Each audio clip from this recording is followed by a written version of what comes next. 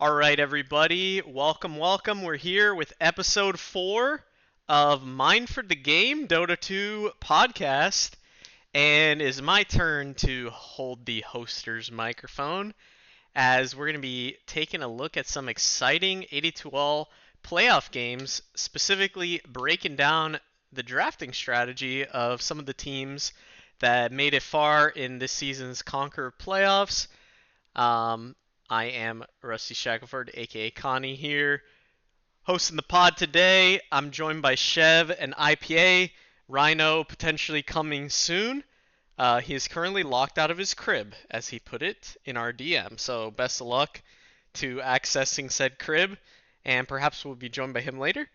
Welcome, guys. Chev, welcome to the program. How are you, my friend? And you got any interesting takes or predictions for the upcoming Conqueror Grand Finals that we got on our hands in a few short days here?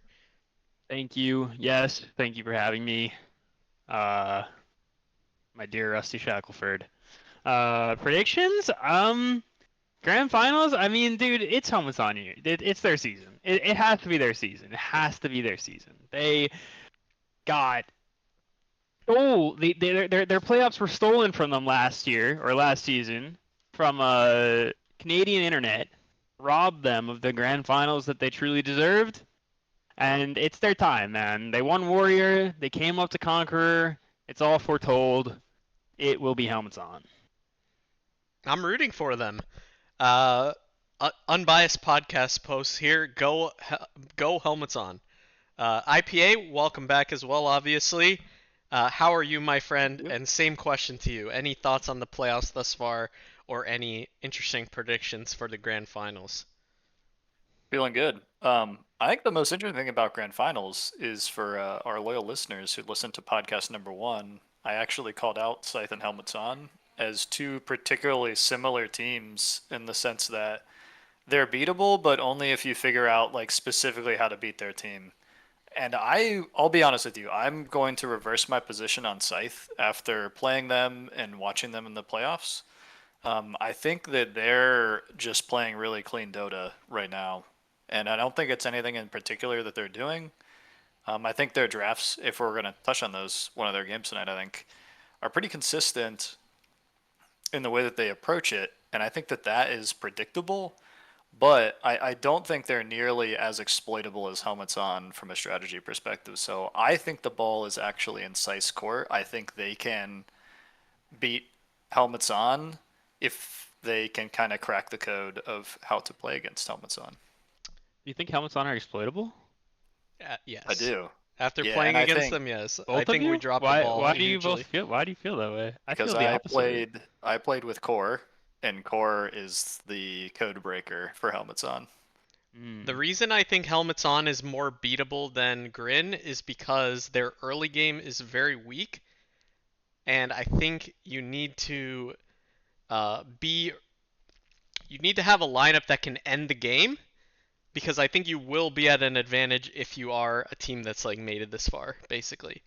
But the issue that we ran into that we'll get to as we see the draft about to unfold on the screen, Golf Monday, we basically built leads in every game, but really only one game where we equipped to hit the high ground and also to go toe to toe late game when they had Life Stealer, and they did not have Life Stealer in game two.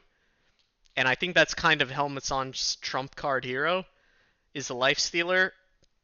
It just scales incredibly well.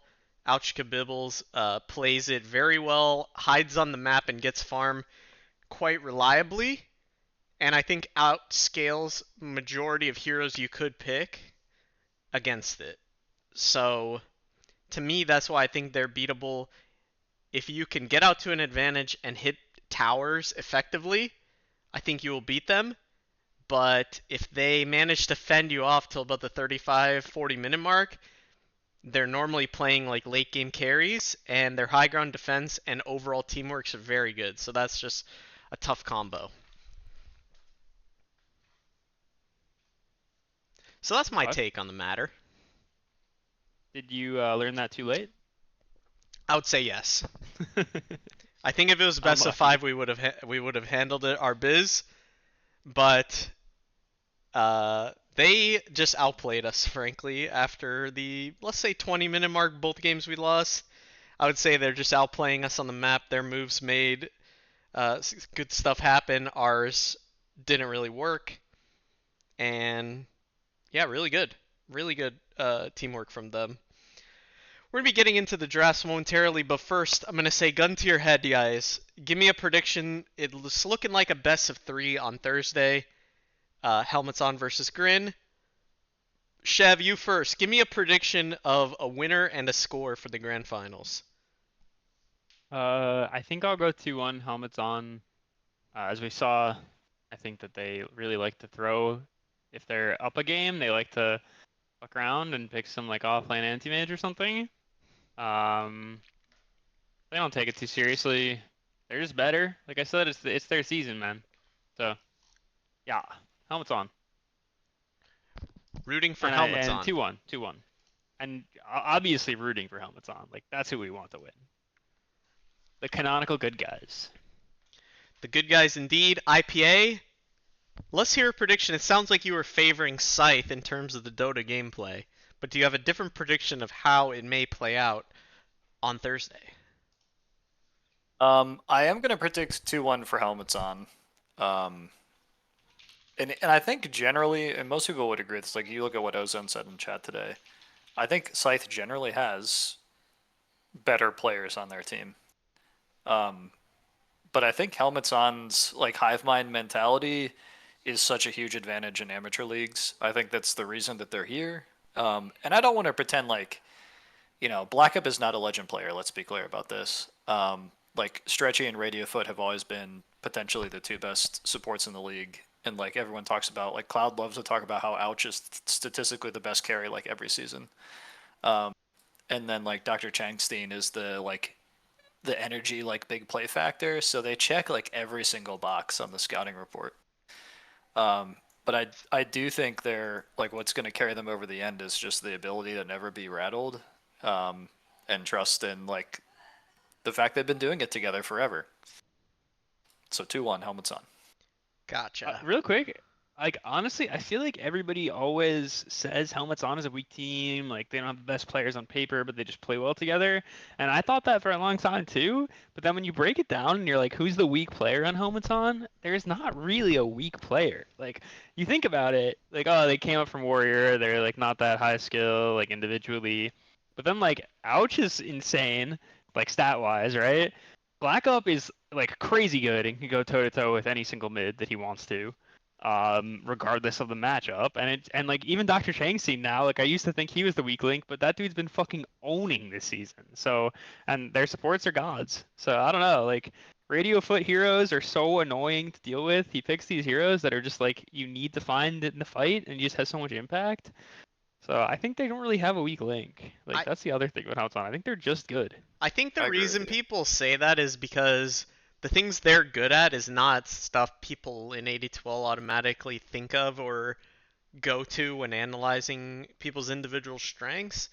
I think helmets on, team fighting, itemization, um, coordination around objectives is extremely good individually and collectively.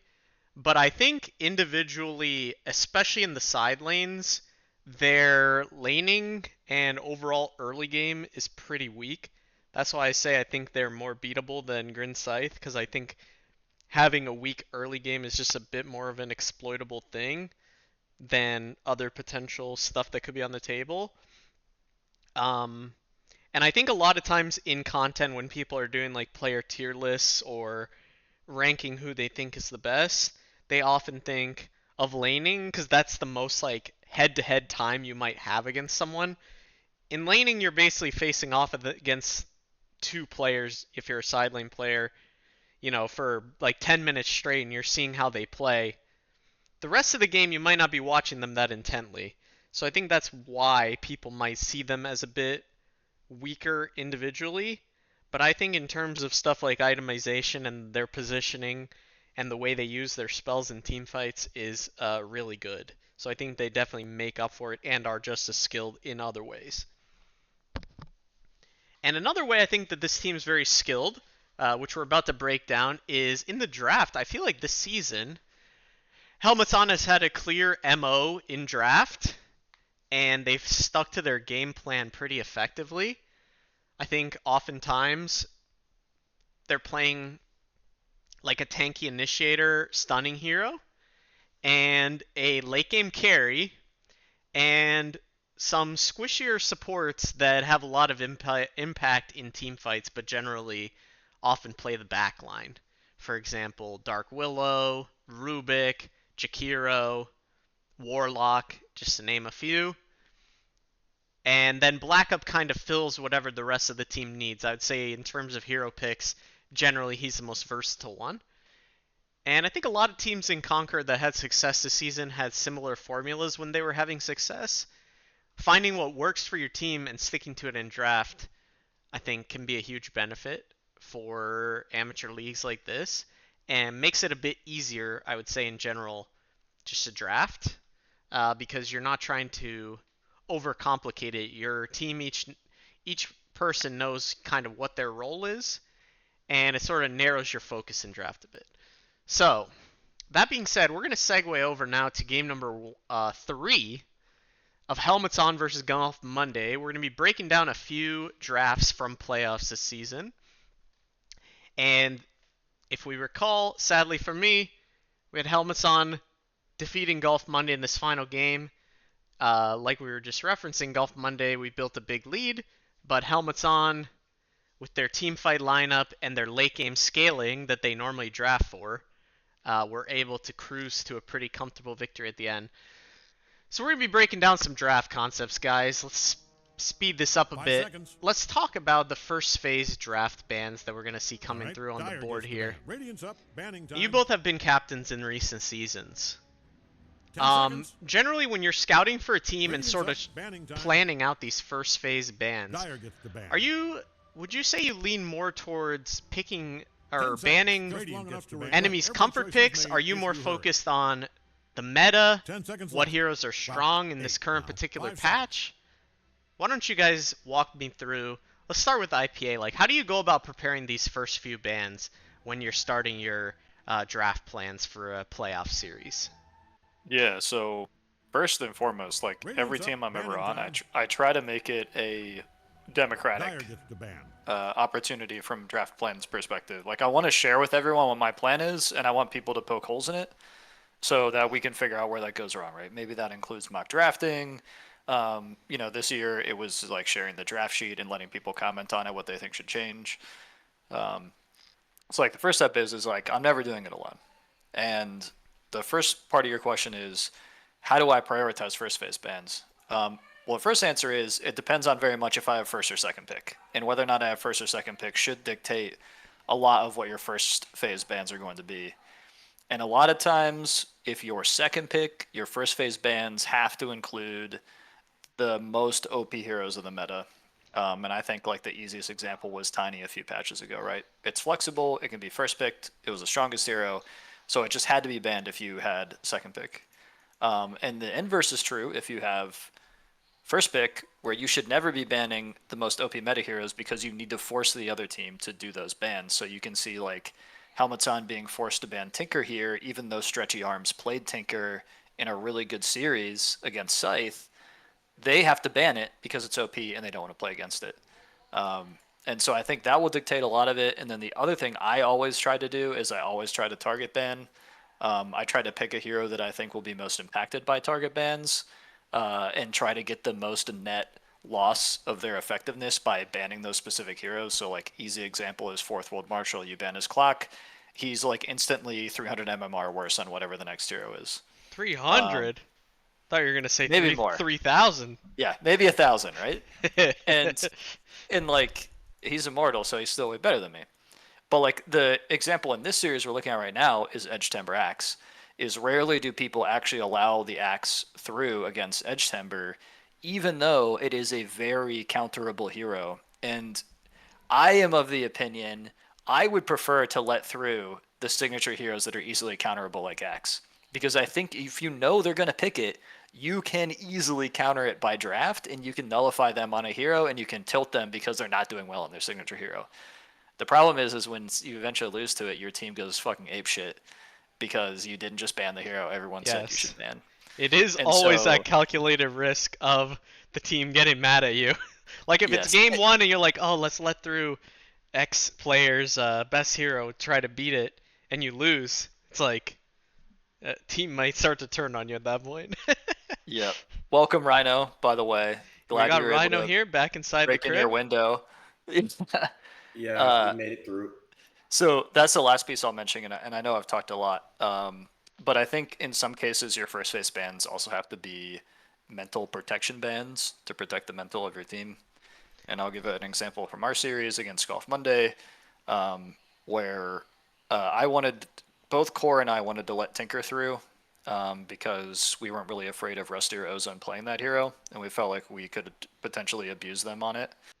Uh, but given the state of Tinker in the meta, we felt like our teammates would not have started off in a good mental state if we had let that happen. So we chose to ban it. Have definitely done that in the past with Edge Timber on my team when Warlock was a strong hero. Just banning Warlock because it's really obnoxious to lane against. So I hope that answers your question.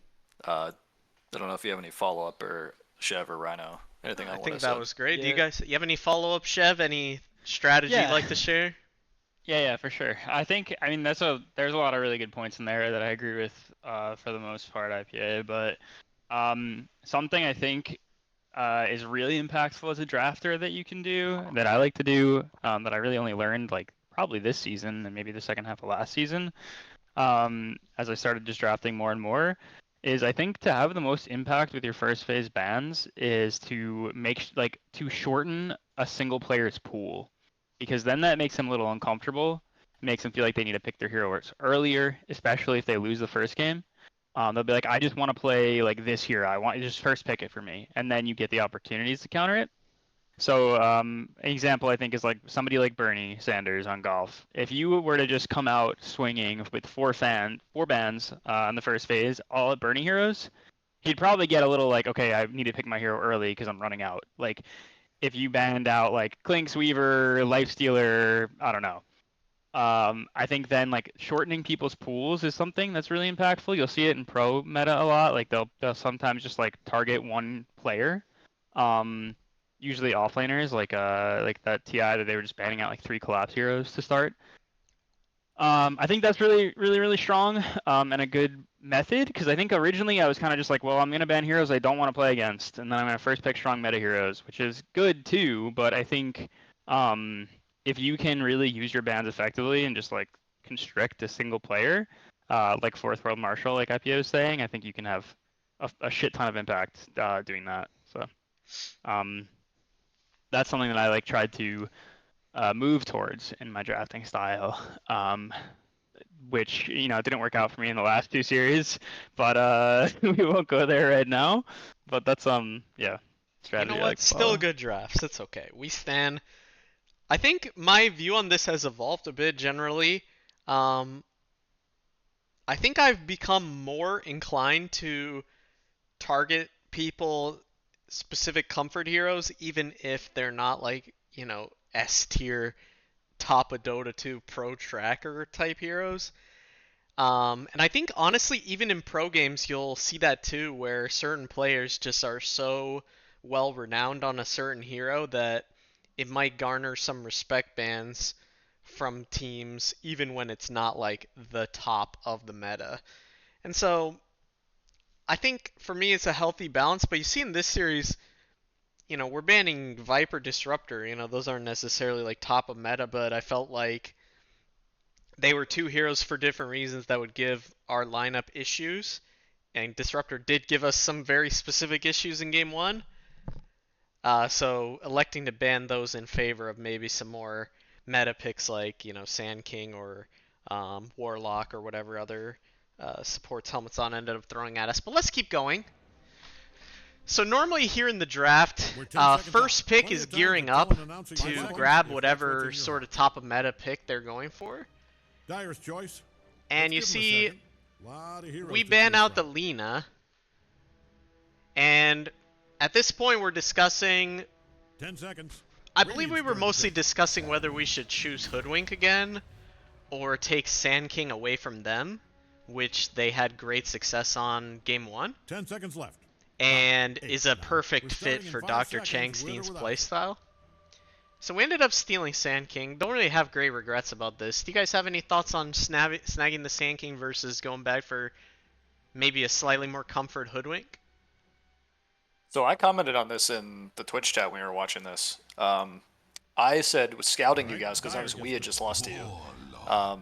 That Pango and Sand King were your two go-to picks when Ren was playing because you would use it as a 2-3 flex for Bob and Ren. So you were very happy to first pick those heroes.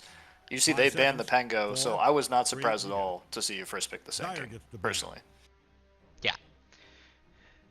Fair enough. They snag Warlock, which is just a good laner. Fits their team fighting late game oriented style. Classic Radiantfoot hero. And I think this was the first blunder in the draft. You see, there's no Lifestealer ban on the screen. And I think this was a crucial error. It's a very good hero against Sand King. And fits exactly their MO. And I didn't realize this at the time. But they won this game, obviously. And I believe they're 6-0 with Lifestealer this season. I think if I would have seen that stat, I probably would have banned it. But I didn't realize they were quite literally undefeated with the hero. I think that was definitely a mistake. And then when I saw the Medusa ban, knowing Lifestealer's pretty weak against Medusa and her low HP, I figured this was probably coming. So if you pause it for a second, I did have one question for you. Did you guys talk about the Gyrocopter ban here in second phase as well? And I asked that because the Warlock Gyro has been... like almost just as much as Lifestealer, a go-to combo specifically for Helmets On, and probably one of Ouch's like top 3 comfort carries. And that lane is just impossible for anyone, including Sand King. I don't think Gyro came up that much. Okay, cool. I was just curious. I think on Gyrocopter, like, I would give that hero to this team because they struggle in lanes, and I think if you struggle in lanes playing Gyro, then it's really hard to show on the map. Like, Lifestealer, like some of these carries, like Lifestealer Slark, that are like really hard to gank, can kind of like farm by themselves. But if you give a team that's like generally weak at laning a Gyrocopter, the Gyro's gonna feed because you can't farm, you can't show anywhere. He's so gankable.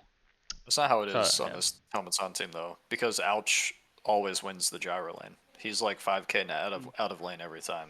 I've seen. Well, sure, but if the enemy offlaner, or I'm sorry, if the enemy like mid and carry and like the rest of the enemy team has good lanes, I think Gyro is really hard to play. Just from my experience, like I'm happy to let a Gyrocopter through, opposed to some of these other like less gankable carries. I think Bernie likes certain turret heroes that would have been okay against Gyro. Or if they picked Gyro, we could have gone like Lifestealer ourselves, or Juggernaut are two pretty good ones. So I think we had some options, but I don't think it even came up. I think we were kind of it's like late and everything. You don't always think clearly. I remembered seeing Underlord Gyro and Underlord Warlock, but I don't think those heroes really crossed my mind much because it's just kind of frantic in like a do or die situation like this. Yeah. So the only other thing I was going to ask you is, so your logic for OD and Ember, why were those second phase bans? I think normally you want to use these bans to protect your first phase pick or set up for another pick you have. So Ember was definitely combo with Warlock. Dyer's turn to pick. And I think one of the better mids at the time, so we were a bit nervous for that. And OD, I think we thought if it was Sand King mid, OD would give us some issues. And overall, you I insta-picked don't this like him. Nyx Razor. Yeah, so I'm gonna say I think this was a second blunder. The second blunder is Kickoff Monday. I think Razor was an okay pick, but I wish I didn't go for the Nyx in hindsight. I enjoyed the Nyx for two reasons. A, being able to give vision of the supports and possibly pick one of them off. They're normally playing very squishy backline supports. So I think being able to see them and pick them off before a fight is good. And also being able to cancel upheaval is good. But I think the way they play is after a certain point, they're grouped up a lot. And if you break Invis on Nyx, this Lifestealer kills you really easily. So I think if I wanted a melee support, there were probably some better options. If I wanted to still go with Razor, I think Marcy would have probably been a better option. I think possibly Earthshaker to sort of match a team fight and have a different way to cancel the upheaval was another possible answer. Or maybe just go a different route entirely. Could have picked some Beastmaster off lane or um, something else that just brawls early and try to build our advantage that way. So I think this was definitely a mistake. I don't know if you guys see it the same way, but I think this is where things got a bit wonky for us. What do you think, Chev? I mean, I think that I feel like you guys were reading a little bit too much into just like Razor is good against Lifestealer, and like in a vacuum, Yes, sure I it do is. too. I do too. Absolutely. I feel like their like Helmet's On drafting style isn't really looking at hero to hero matchups. It's just like talking about what they want to do and how they want to play the game. So if you guys were to see like this Warlock hero, which is so abusable early game, and abusable kind of in lane as well. 10 seconds, just long enough to I would have every maybe choice you've looked made. to, 5 and like they seconds, don't ready have a to laugh. lockdown really, like they don't have any stuns coming out of this draft. So I would have looked to be like, if they have no stuns, we can probably just pick heroes that All right, Dyer's that turn. can like play freely like a Quap. Like I truly have no idea how you kill Quap right now with helmets on, or like 10 seconds. maybe heroes that just like want to play the game really 5 fast seconds. because they don't have stuns to slow you down and shit. So if they group up, you can just leave, right? So it's like I feel like it's easy to do this in hindsight looking at this draft. So like when you're in the moment, you're just like shit. All I see on my screen is a Lifestealer. Razor comes to my mind. I'm gonna pick Razor because it's good against Lifestealer, and like it's easy to look back in the draft now and be like, well, this is what their lineup wants to do, and this is kind of what our lineup could do to abuse that. So, yeah, I probably would have picked something that hit towers, heroes that like were able to just like get out, like kind of just like get away if they grouped up to try to defend towers, and just abuse them that way. Like I would have picked a Quap. I would have picked like heroes that like maybe I don't know, Beastmaster has like a BKB piercing stun, like something like that that just wants to play the game really fast and group up and take objectives and then split when the enemy team groups up and then take Roche. Just shit like that that like is really just punishes their lineup. That's like kind of how I would think about this draft. Yeah, pause this here. I want to see Rhino hopefully settled in. I want to make sure he has an opportunity to jump in here too. Signs of life wellness check on Rhino. Yeah, no, I think when I face helmets on, I really don't really care about matchups, to be honest. At least that's why I sort of told Revamp. I think to beat helmets on, I don't think they're weak laners. I think that's lazy, and I think that's just a lazy No, I take. mean, I'm just giving my Call it. opinion after playing against them. Me, Ozone, No, and I think Bernie I all think that said we thought the lanes were really easy to play, and look at we their came out heroes on though. Look at top. their heroes though. I don't think they're weak laners as players. I think they just don't draft to win lanes, right? So I I, think I, there's two I, different ways for Dodar. I don't agree. It felt I could manage my camp really easily, and my core always ended up on top, and I could basically do whatever I want without like we got like almost every Lotus, runes, pulled whenever we wanted. Basically, like I do have reason for saying this. I don't think it's like a cop out. For sure, no, for sure. I think there could be reasons why they're weak, but I don't think they're naturally just weak laners as players, right? But I think when you draft Warlock, Vinod, heroes that rely on 6, heroes that rely on getting that Wiz rune at 7 minutes, they're not going to be strong in lane, right? It's like these heroes come online when they get 6, right? Around that 10, 11 minute mark. I don't think HO's necessarily playing to come out of lanes is like incredibly ahead. I can't really think of a series where they just demolished lanes and just ran away with the series, right? Like they just sort of just come out of lanes as a draw. They wait for Archibald to get items or Black Up. I think there was this one Black Up game where Black Up got Ags, BKB on OD, and the game was just over, right? They're very super smart at timings, and I think beating this team before 25, 35 minutes is key. because they're super comfortable sitting on their high ground, and Warlock enables that as well. If I saw the Warlock, I think I would have picked tower hitters that up the tempo and punish. Like he can't really defend his wisdom, right? So like heroes that can just run into his wisdom, and this hero just doesn't get six. This hero doesn't get six for 15 minutes. I think this game changes heavily. I liked the Razor. I think Bob's an insane Razor player, so I think you got to put the trust on him to play the hero. Uh, Personally, I liked the Knicks pick as well. I think Rusty played it well. I think there just were better fours that can pressure the map a little more. I think this team needs to be pressured. They need to feel you on the map.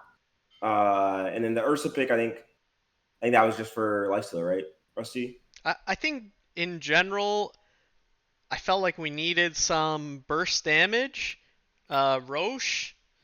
Um, I feel like tankiness beats damage though after playing this game.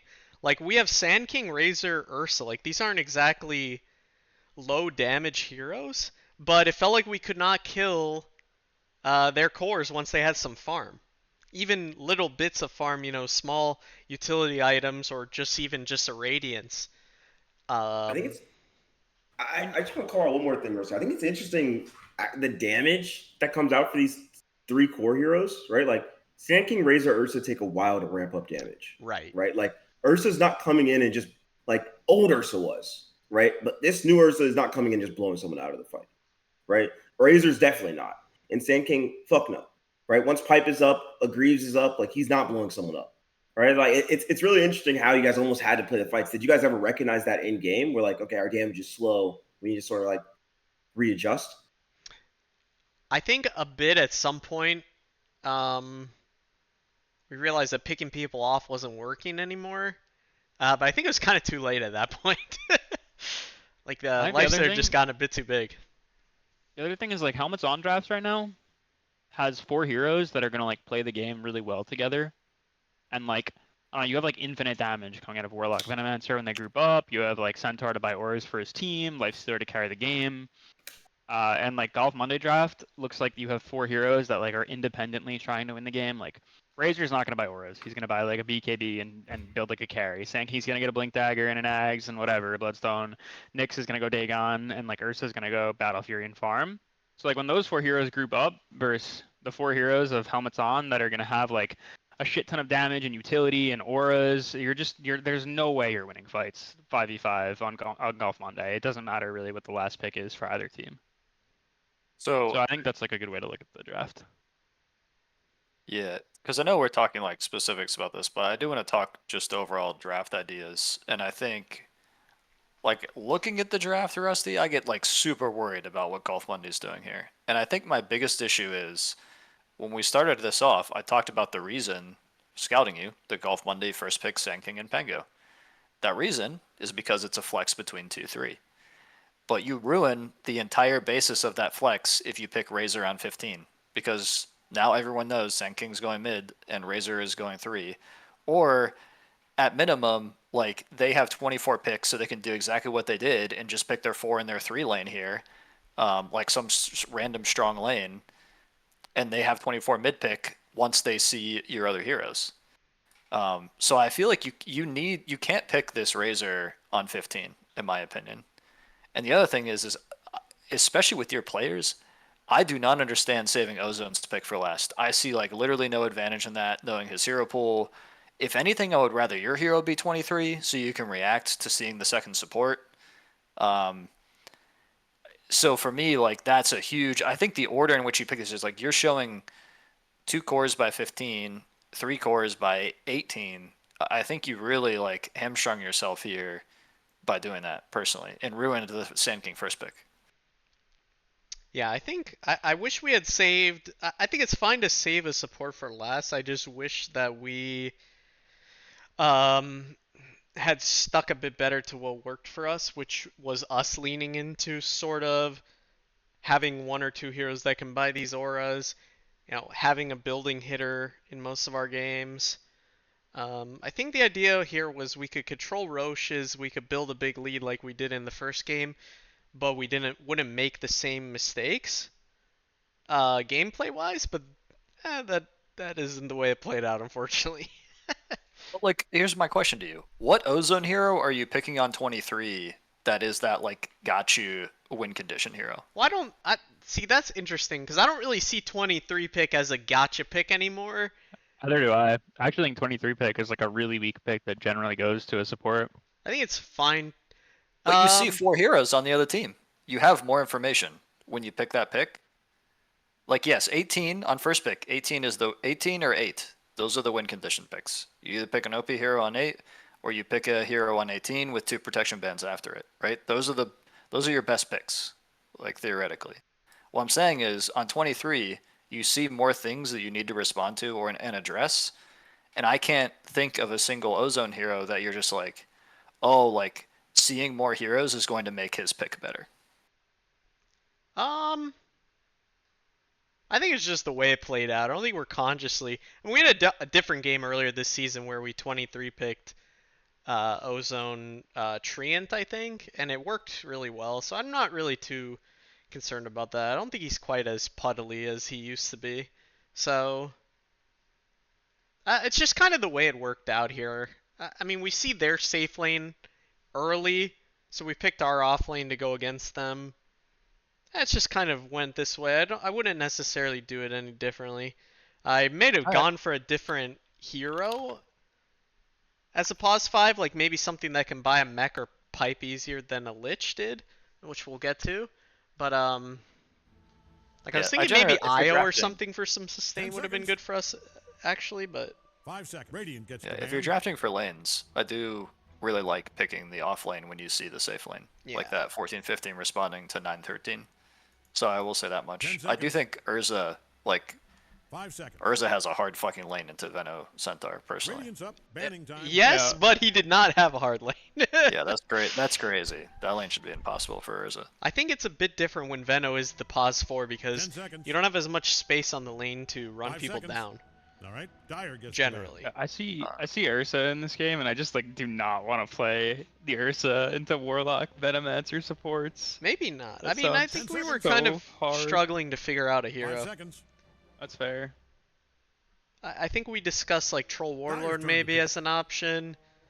I forget what else. Like maybe we also discussed just going back for some of the comforts like Clinks or Weaver. 5 seconds. Thought Weaver looked a bit tough against Centaur, really good against their supports. Yeah. These two bans, Wind Ranger, Necro, are these just target bans for Black Up or protection for the Sand King or both? So Wind Ranger was definitely like, okay, what does Ursa struggle against? We just picked it, Ursa. Wind Ranger, they had played it previously. I think the high movement speed and overall kiting of Ursa would have been good. Similar for Necro, I think being able to kite him. I think we recognized from game 1 that when they have these tanky cores and they try to scale late, it does make the game really hard. And so I think Necro fit sort of that mold when we were discussing it. And they ended up going for something kind of similar with Leshrac. I like the bans, for the record. I do like the bans you did. I don't regret the bans. I think they were perfectly fine. 6 of your 7 bans were targeted at Black Up. It's very interesting to me.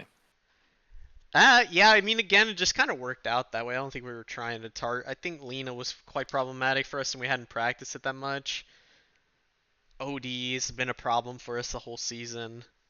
No, no comment otherwise. It's a certain kind of hero that we don't like to play against. But I think Lesh. I will say Helmets On won the draft, especially. I think they used their 24 pick really well. I was a bit skeptical of it at the time, but now I totally see the vision. Our heroes have to go in and be basically on top of you to deal our damage, and we have heroes that generally like longer fights. Especially the cores. Like the Sandstorm you want to keep going. You want Razor to be ramping up, stealing damage. And Leshrac with Bloodstone just kind of thwarts that plan. I was skeptical of it when they picked it because I thought we'd be able to gank him a lot with Nyx and slow his timings down, which we did. He actually died like 6 times before 20 minutes. But eventually he hit the Eternal Shroud and the Bloodstone, and he was very, very hard to kill. Yeah, the other thing about the Leshrac, I mean, Leshrac is really good in the Sand for that reason, because you can just do damage and Sand can't just sit there.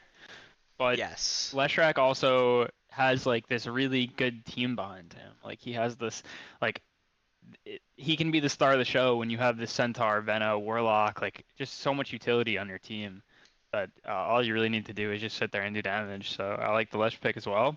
But something I was gonna comment on that's just like an overall draft thing is it feels like Helmets On is just playing their game and picking their heroes for them, like knowing what they want to do, what they're comfortable on, how they want to play the game. And Golf Monday is like maybe a little more reactive, a little bit less set in like I don't really see a vision for you guys here. Like I don't see you having like this is how we want to play, this is what we want to do. More so like this is we're gonna pick heroes against their heroes, which I think is always it works sometimes, but it's not always a good draft style. Because you don't really have a plan to execute behind it. You're just kind of being really reactive, right? So you don't really know what to do going into it besides just like play Dota. Well, I would Which say only our works if you're plan way this better. game coming in was let's win our lanes again, let's get Aegises, and let's get big enough that we can end the game. My only regret is I wish we had something a bit more like exactly like Rhino said. I wish we had something more clear cut for hitting buildings, because right now it's like, okay, maybe Razor gets the right items to hit the building, maybe Ursa's big enough or enough people are dead that we can hit the buildings. But it would have been nice to have like a Clinks or a DK that can kind of just walk up to a tower and hit it But without that's what much I mean. risk. Like I feel like you're saying like just get bigger than them. Like that's not really a solid like game plan versus Helmets On can say like we're gonna go when we get pipe when we get Greaves, Veno, and pipe CK, then that's our timing to just 5-man and hit towers. Like I something mean, like that is like you know what I mean? Like I don't really see what the timing is for Golf Monday or when you guys can just go. well, I don't know if I necessarily agree with that. I feel like if your net worth lead is big enough, we could fight them 5-on-5, but Yeah, but that's not I don't think that's necessarily like a real strategy in Dota. That's just like saying like let's be better than them. Because you well, didn't it's like I mean counterpick we lanes more that hard. counterpicked lanes, I would say. Maybe we just didn't do it well enough. But like our safe lane I think beats theirs. Our Hmm. off lane beats theirs evenly matched up, right? So that's my opinion. Like mid, we have a mid that should be able to rotate and help us get early game kills. I mean, we kind of are sticking to our what we've had success with in the past, but I think we did. I will definitely agree. I think we got a little lost in the sauce in terms of like overall vision, even if a lot of it is similar to the lineups we've had success with in the past. Especially on like first pick. On first pick, you guys could just be like playing for your own game rather than like That's thinking true. about what you want to do differently. And I feel like if you were gonna try it, if your plan was to counterpick lanes, I think you needed to like really counterpick lanes. Like if you're picking Monkey King in the safe lane, like Monkey King Lich would be like a really oppressive lane, and then like I don't know, some off lane that just completely shits on Lifestealer, maybe a Slardar, and then your plan is to just like, I mean, those two heroes suck together, and I would never pick them, but like, you know what I'm trying to say? Like, you get heroes that are gonna, each of your lanes is gonna have a 1k net worth lead minimum coming out, so that you can just like really just group and take objectives, and you have someone that hits buildings and like a Chen or something. Yeah. Then that's a full strategy, but I don't know. It feels just like a little, yeah, like you It's said, a kind little of a lost. half measure, I would say. Yeah. Which is why ultimately I'd say Helmets On won the draft. I think their 24 pick tied it together really well. Gave them some extra building damage, really hard to kill. And eventually, the graph looks like this. So what can you do? I think we have time for one more replay, so let's break another one down. I actually want to take a look at this game here. I've got Simple like Chemistry 10 Draft minutes, by the versus way. Team Mochi. So, as you're loading this, one of the things I think one of you guys said earlier, I don't remember who it was. Do you guys think that Helmets On even cares what their opponents pick, or Radiant's do you up. think they just Banning pick time. heroes for themselves every game? I think they just pick Dire for gets the ban. themselves. I think they definitely have. I think they definitely care. I don't think they give an absolute shit about Yeah, who I plays. think Yeah. they, Plenty of I time think to they tell an truly announcer just you love 'em draft the if shit that's that they what's in want your to be heart. successful on, 5 and I seconds. think it's pretty admirable. Well, I Honestly. think And I they think do there's that, but I don't merit think to that. it. Dyer I gets the think they ban. still are thinking like what Radiant would gets be the good ban. against the way we like to play. Dyer gets the ban. I don't think they're just sending Yeah. their thing out there with no thought of like. I don't know. I think I've seen very good planning from Chang's 10 team seconds this left. season, and I've Well, been impressed 8. with his Now Dyer drafting. gets the ban. And I think he's definitely thinking like what types of heroes are gonna shut down the way we like to play, 10 seconds. which is wait for Yeah. ouches and Black Ops timings, like have stun from the pause 5 I 3, don't know. have I'm team giving him a fight. lot of respect. I think Chang's team's Radiant doing a gets hell the of a ban. job this season, but I truly think they're just picking what is most comfortable for them and their team. Radiant knows just who's Like, pick if here. Lifestealer's not banned, you're seeing Lifestealer. If Vino's not banned, you're seeing Vino. If Warlock's not banned, you're seeing Warlock. Right? It's like they're gonna throw DK at you, right? They're gonna throw Wind Ranger at you. Like they've probably played. I don't know the exact stats. They've probably played like 10 heroes this whole season. They've played Maybe more than I probably thought 20, actually. I probably was like looking 20 at that heroes. Spectral GG Yeah, site. I'd be and curious to look at that. I'd be They're- really they're and compare them to so- like SC. So Changstein has played like very few different heroes. He had like 6 or 7 different heroes out of like 20, however many games, like 20 something games. The supports played a lot of different heroes from what I saw. I feel like Stretchy has. I don't know that. I would guess that Radiofoot hasn't. I feel like No, he he's had a lot always too. on. I feel like it's always Jakiro, Warlock, Disruptor, And they're Yep. almost no, they play a lot, and Stretchy was the one playing Disruptor. Venno. And Vino. Vino, No, Vino they both Disruptor had a I think they lot, both I'm played. telling you. But Yeah.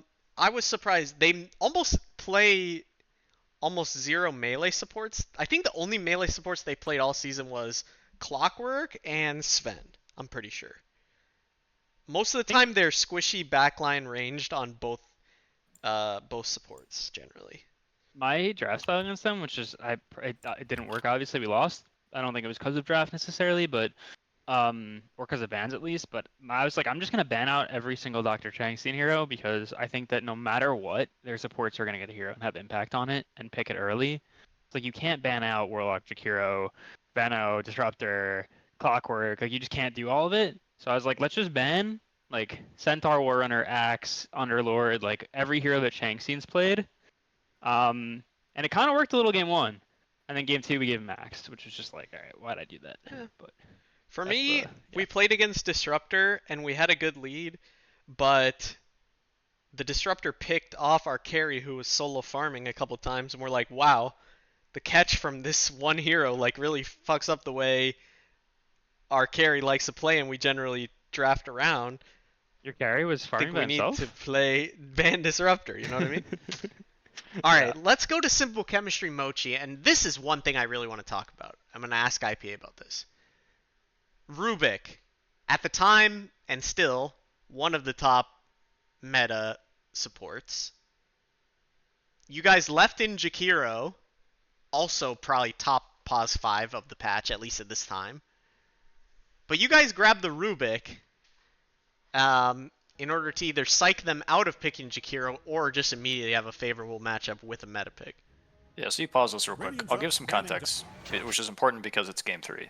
And I think the series is really interesting because we kind of developed a small draft meta just in a 3-game series. And that's why I wanted to talk about Game 3. We did the same thing. We lost game 1 like pretty heavily, and then in game 2 we did the same strategy of picking the Rubik. And I guess one question I have for you guys, I hope this is a quick answer, I know Chev has to go, is do you guys prioritize first or second pick based on your opponent, or do you prioritize first or second pick the same every week? When Sultan of Canada was on the team, I liked having second pick because we had an extra ban. I favored first pick through all of playoffs because I thought it just worked better for us to have 18 pick. Okay, so you just favor first pick generally, no matter who your opponent is. I think first pick's a bit better still, but I think on paper, like especially against you guys, it'd be nice to have that extra first phase ban, like against Simple Chemistry. But in practice, it just felt better to have the 18 pick than it did to have the extra ban. So I still favor first pick. I think it more depends on my like roster. of my own team more than who I'm playing it against generally. Like what's better for us rather than a week to week like what's better for them. Rhino, you guys have a different take on that? I would generally agree. I think I'm not too big into drafting anymore, but I think generally what I've gone off of is if I have a player that's capable of changing the game on 24, I'll just lean into 24. But it also depends on patch. Like I don't think that it's that big of a deal anymore on the 24th pick. I don't think there's that many gotcha picks, so I would just lean into how I can fuck the enemy team more. So whatever they want, I would take. I think it's harder to use 24 pick. It's like a bit less straightforward. Yep. Yeah, most definitely. I mean, I am a kind of like stats suck bot, so whatever the pros are doing, I do. Okay. So but if I had to like think about it critically and use my own brain, I pick when I played with Teju for the last 2 seasons, he's a 24 pick player. So I like to pick Radiant because I think the enemy team is going to take first pick. So I usually pick whichever pick side's better, and I also just like to probably incorrectly think that I can just draft either pick order. But when I draft for MD2L, I always take first pick because I think first pick is just infinitely stronger. Okay, I think that could be its own episode. I think that dynamic of choosing first or second pick is really interesting. But the reason it's important is because all season long we had prioritized second pick because we have Hexy, and the exact same reason that Rhino said, right? Like Hexy is that player. He's got cheese picks out the ass. He knows how to dominate his lane if you give him a good matchup. So if we just get 24 pick, I just ask him like, what hero can you play that wins this game? And like sometimes I disagree with this pick, but like I just spent the season like trusting him to make that call. Gotta get that 24 pick mid Marcy, guys. Major Yeah, I key did not like. alert. Unlucky. Yeah, I did not like Unlucky. that.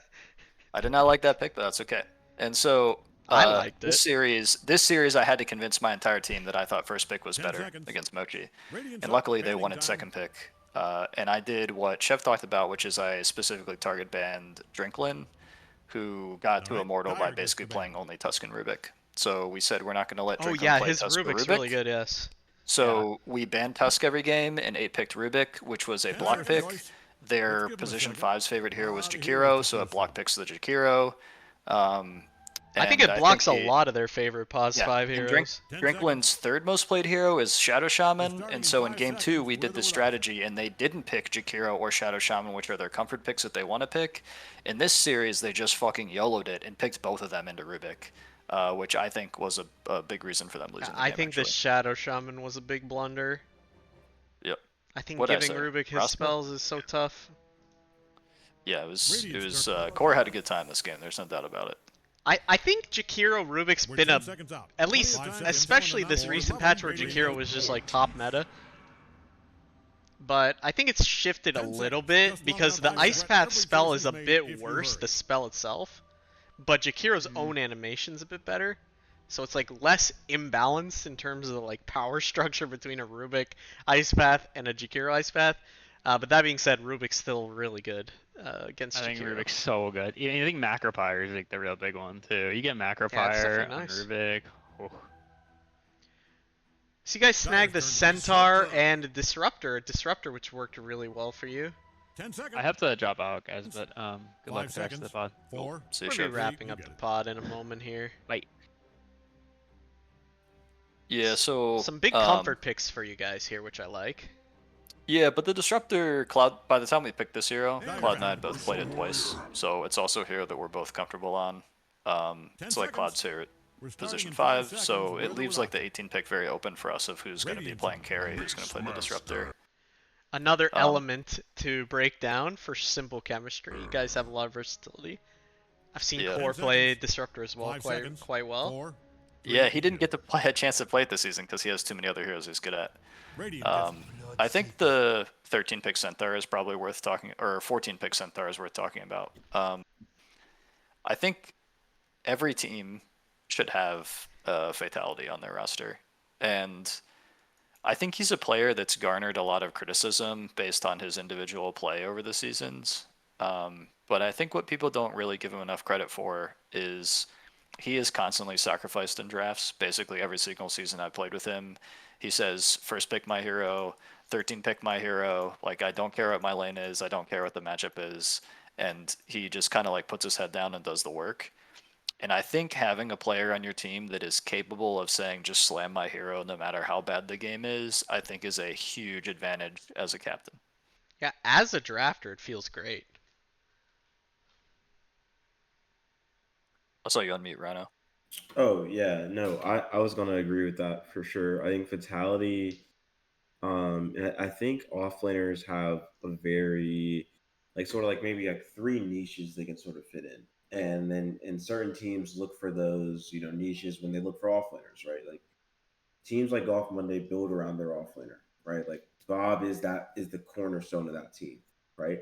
Then on the flip side of the coin, in a team that made it just as far in the playoffs, you have SC, right?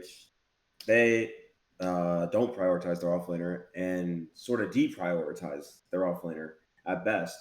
And it works out just the same. So it's very interesting when you talk about how we can treat how good someone actually is, right? Because teams need that, and also we have Chef Teasy who loves to do these rankings. That's like an unforeseen stat, right? That's like the hustle stat line, right? Like, and it's I don't know, it's how valuable. The That's a Dota good question. equivalent of diving for a loose ball.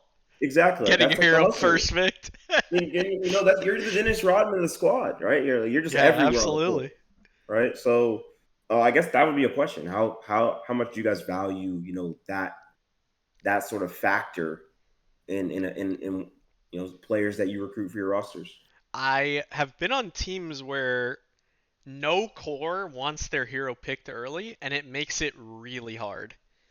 I think having at least one person who's willing and has a handful of picks they're comfortable going early is extremely helpful, not only for strategic purposes, but also just as like a morale kind of thing.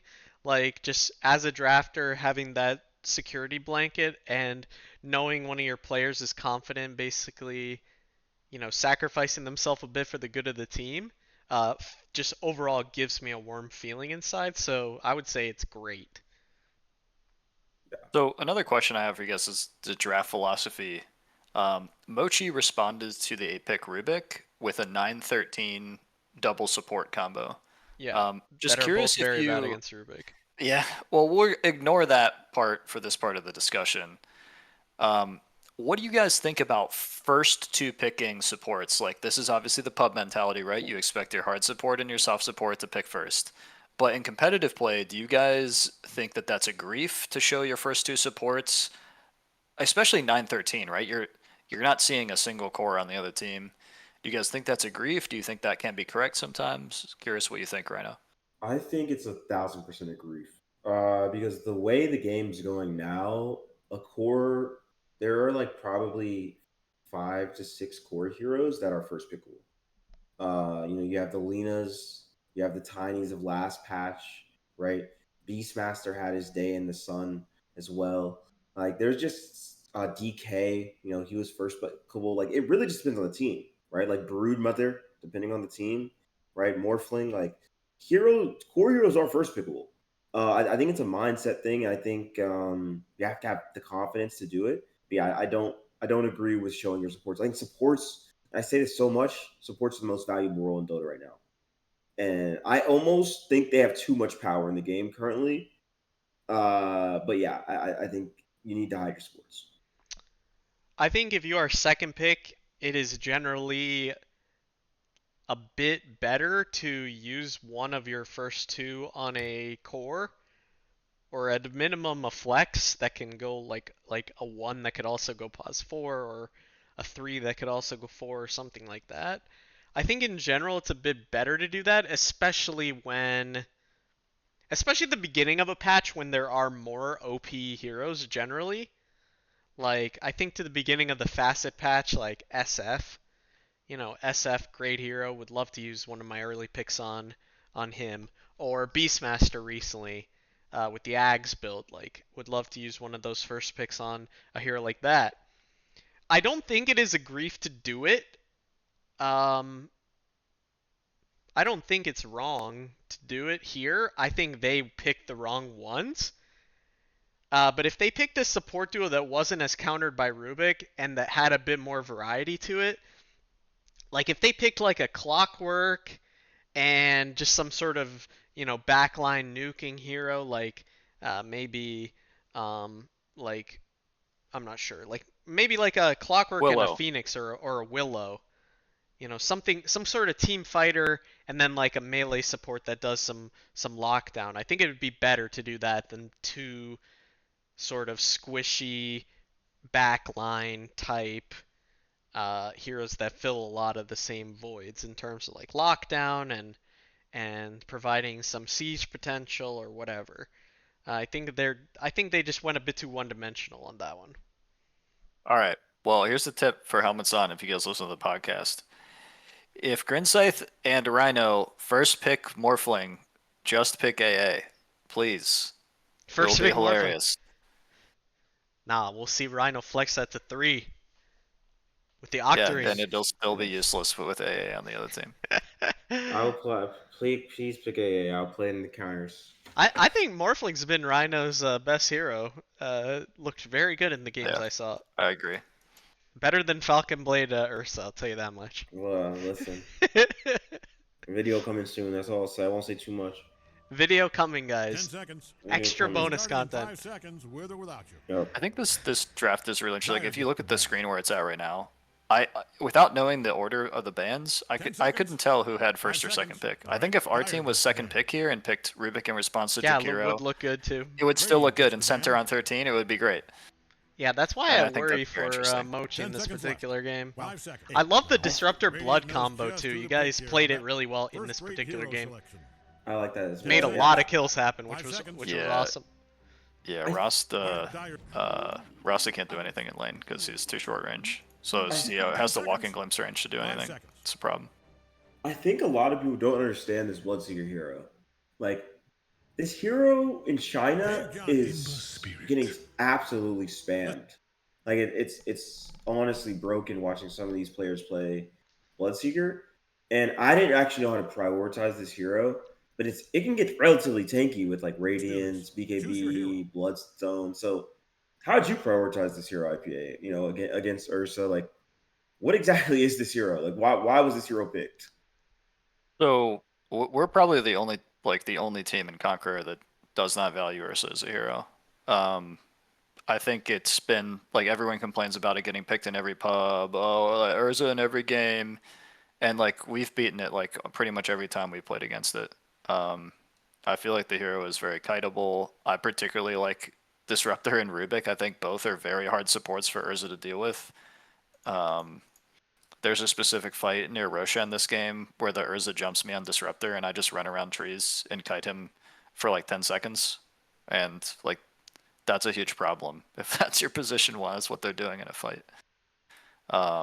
You push him But away. Bloodseeker, The innate.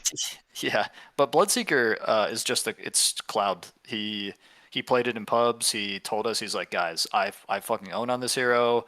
Pick me this. Like, he called his number on this shit. So it is strictly just Cloud telling me like he loves the hero, and I trust my dude. So I picked him as shit. It was very Sure. strong, yes. It definitely was quite strong. I love the pick. Yeah, I like it a I think lot. this is a quad pick on 23. Like, I know you're saying 23 pick is a weak pick, but I think the quap game is pretty free because the only thing you really have to worry about is Shaman, but we have a Rubik and plenty of cancels for Shackles. So, like, I think the quap game is pretty free. There aren't a ton of heroes that destroyed in lane that they can pick on 24 for Han that we didn't ban out. I don't know. Roar, Chains, Ice Path. I'd be more worried for Roar, but then you're not roaring Bloodseeker, so he probably has Yeah. a free fight. Exactly.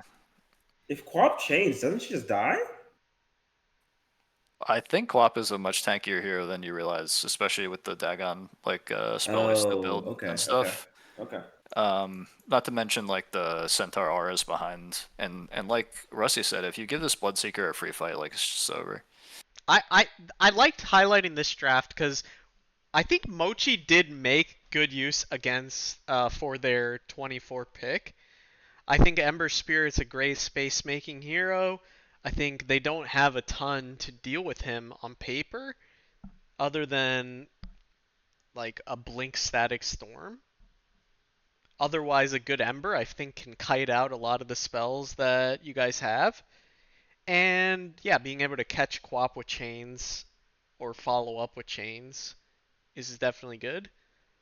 Um, but I think you guys overall just had a bit more of a cohesive plan.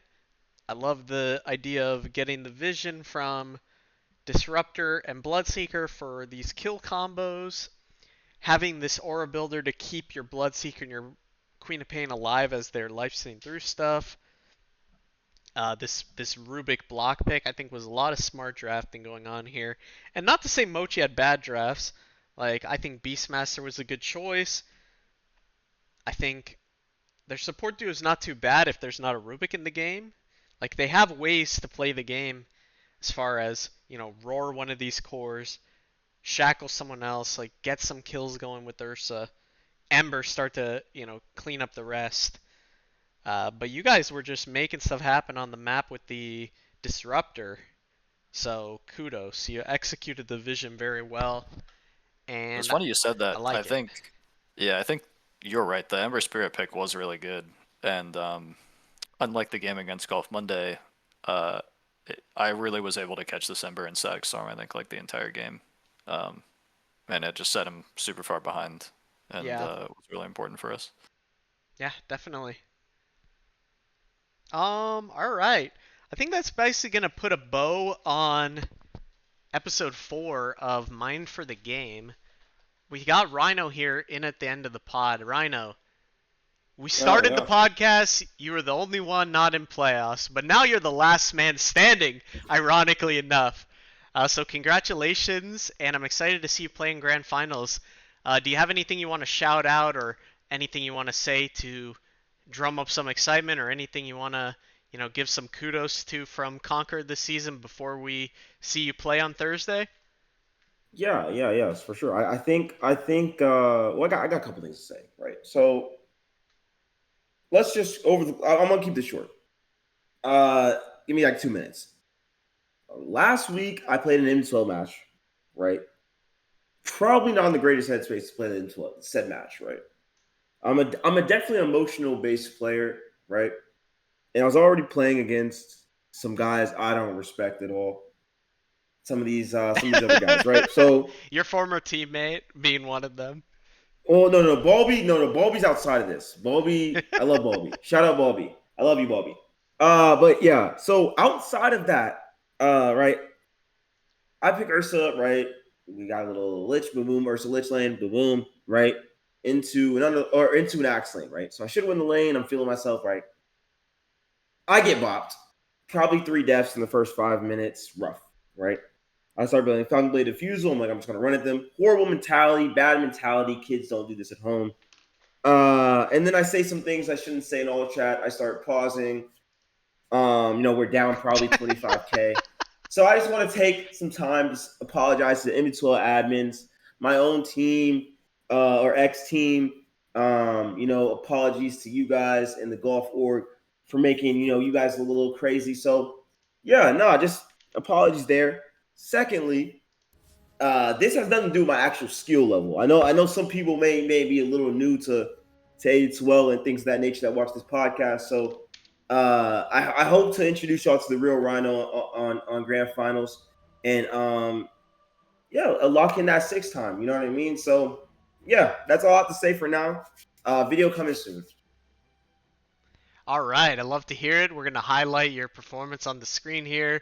Whoa, whoa, whoa, whoa, whoa! This is crazy. Whoa, this is crazy, yo. I was really 2-15. Oh, man.